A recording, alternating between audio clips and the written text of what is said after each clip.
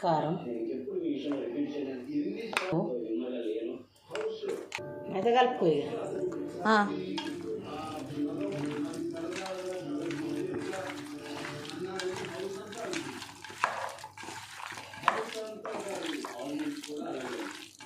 టైంని బట్టి మ్యాగ్నేట్ చేసి ఉంచుకోండి.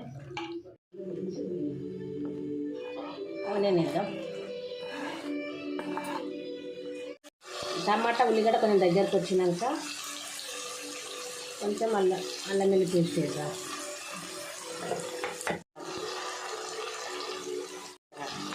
కొంచెం కారం వేద్దాం. మళ్ళీ ఆల్రెడీ వేసి కలిపినాం కదా.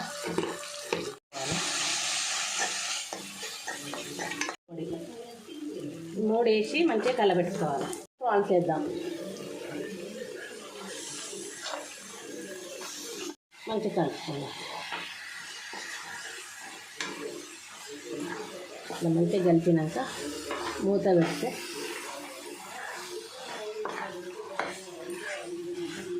పెట్టుకుందాం. కాసేపు పచ్చిమిరపకాయలు అలాగే పెరుగు వేసి మంచి కలబెట్టుకొని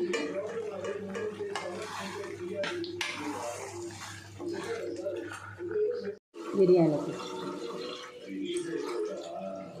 ఒక స్పూన్ సాల్ట్ వేద్దాం. ఇలా వాటర్ మసాలా దాంట్లో వేద్దాం. వాటర్ మసాలా దాంట్లో బియ్యం వేద్దాం. బాస్మతి బియ్యం.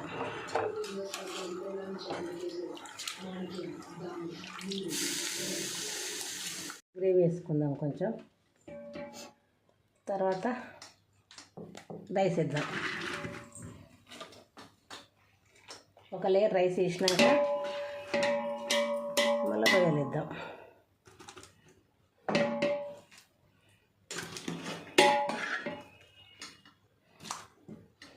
రొయ్యలు వేసినాక మళ్ళీ ఒక లేయర్ రైస్ వేద్దాం.